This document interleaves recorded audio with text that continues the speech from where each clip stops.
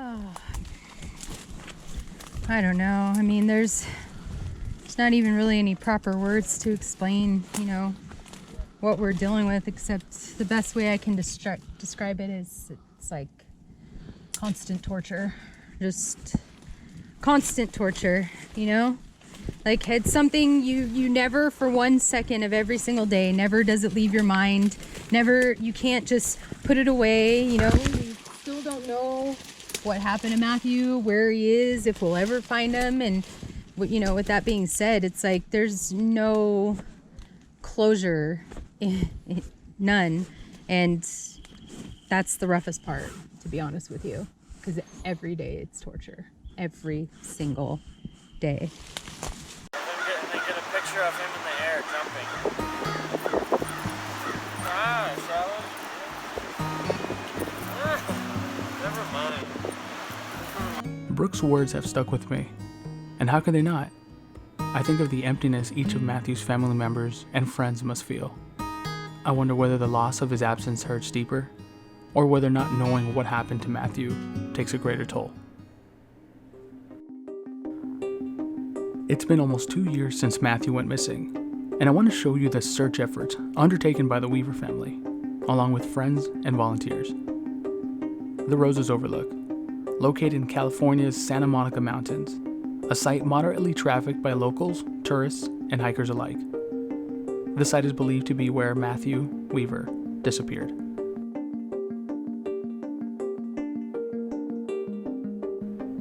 Okay, so let's break this down.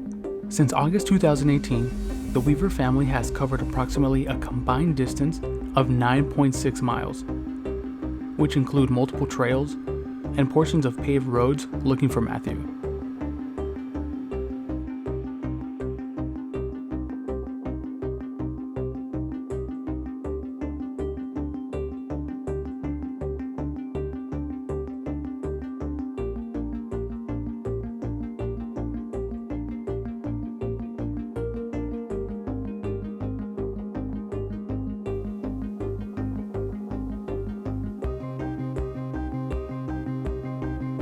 Now, that doesn't include the distance that's been covered venturing off trail into the wilderness.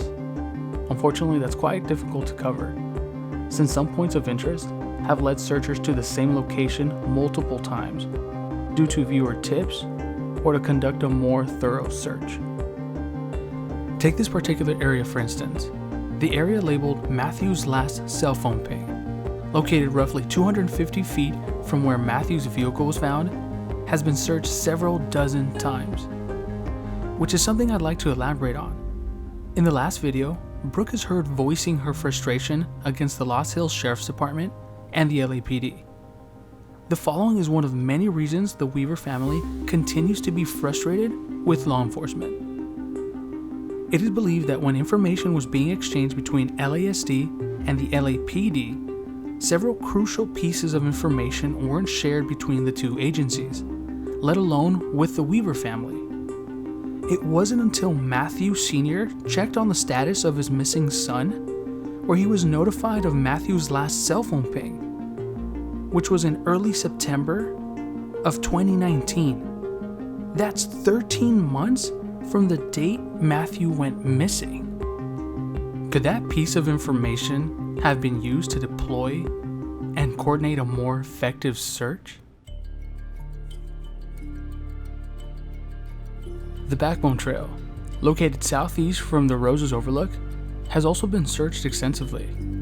It's theorized if Matthew would have fallen from where his vehicle was located and had suffered an injury, he might have had no choice but to take the path of least resistance. Searches have been made along the ravine that runs parallel to the Roses Overlook, but the searches that occur in and around that ravine are much slower due to the additional set of challenges.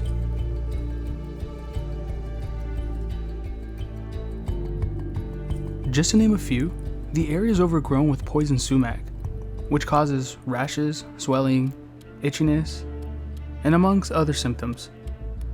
And we learned this the hard way. My good friend Jacob got an allergic reaction that sent him to the doctor's office to get treated. The area is also filled with burnt trees that might fall due to their weakened state. Shoot. The drop. Kinda.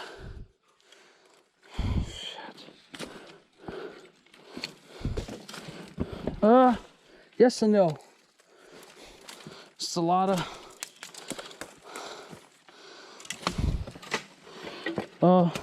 I figure, man, we try to kind of clear it out a little bit. Yeah, before we try. Before we try it out, yeah, because I get poked in the eye or something.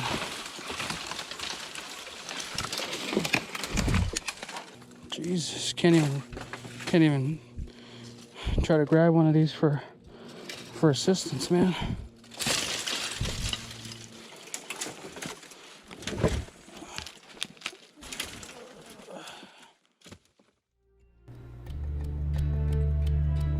And on top of that, we're also limited on drone assistance due to the heavy foliage that surrounds the area.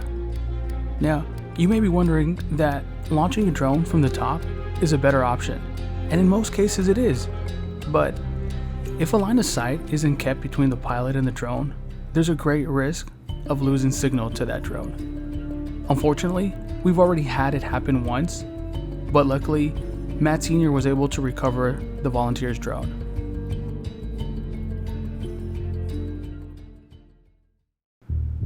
When the lockdown occurred, due to the pandemic, naturally, the searches for Matthew came to a stop. But as soon as the restrictions were lifted, the Weaver family continued with their efforts to search for Matthew. On one of our most recent searches, we found something interesting. Take a look.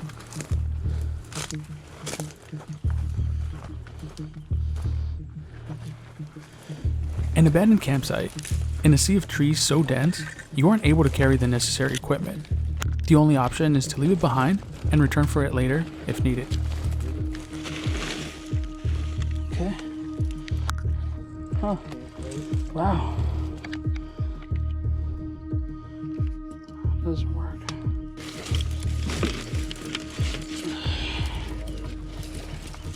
Water.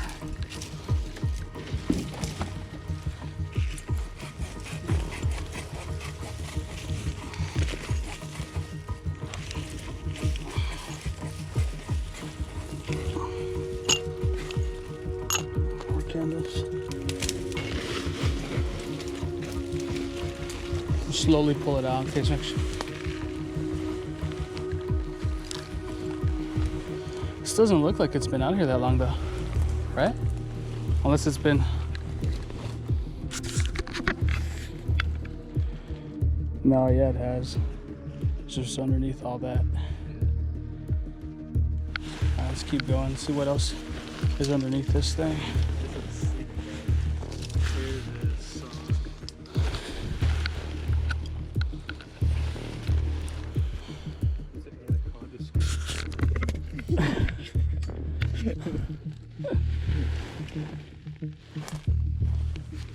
Let's put this to the side here.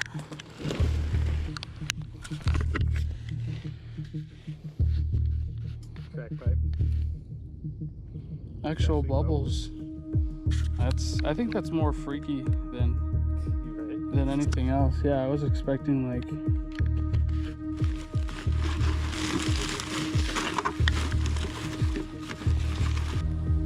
it's empty.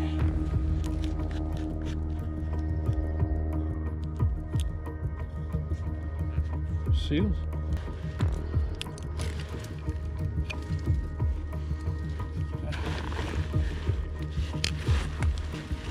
It's weird though. Why do you think somebody would have left this behind though? Because tent states look still pretty good.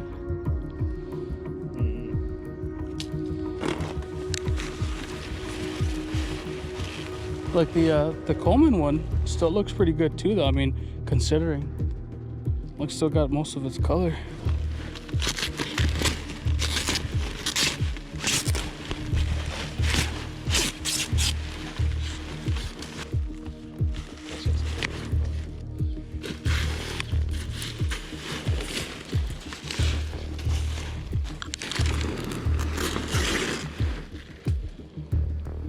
The location of the campsite is strange, Here for the night. along with the items that were left behind.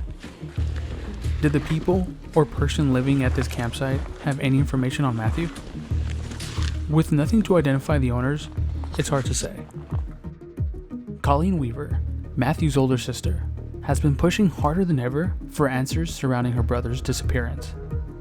Some have even dubbed her the fearless leader of the group. Colleen organizes searches, collects and researches tips, and pushes for new information constantly. So much so that after 2 years, she was able to obtain the initial 911 call regarding her younger brother. This is the first time the Weaver family has released this information. 911, what is your emergency? Hey, I'm calling from Stunt Road, and we were hiking in Malibu, and we were hiking, and we saw a white Porsche that looked like it had maybe fallen off of the road. The doors were open. It was really far away from the road, and we could possibly hear somebody screaming for help. How far off of Stunt Road?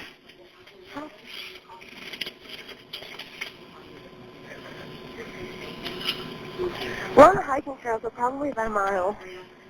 Okay, let me go it. But where on Stunt Road? Where did you guys start? Where did we start on Stunt Road? At the Overlook? I'm not from here. Okay, let me get on you on the line with California Highway Patrol. Stay on the line. Okay.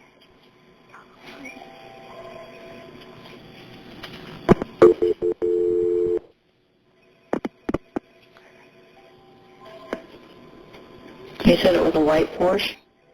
It looked like a white Porsche. We could see the license plate reflecting, but it was Go ahead and talk to CHP, ma'am. Hello? Hello? Hey. Hi, this is the California Highway Patrol. Hey, so we're on Stunt Road, and we were taking a hiking trail, and there was a white Porsche that looks like it had fallen off, possibly had fallen off of the road. The doors were open, and we think that we heard someone screaming for help off into the distance. Okay, do you know where you are? I don't know exactly where we are because we're on a hiking trail now. I'm not from here. Okay, well, Do you know what hiking trail you're on? hiking trail. I'm not sure what it's called. I'm not from here. Are you there right now? We are. We're walking back to our car. It's near Stunt Road.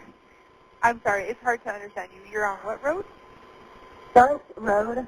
Sorry, we're hiking back. The service is not that great. What is...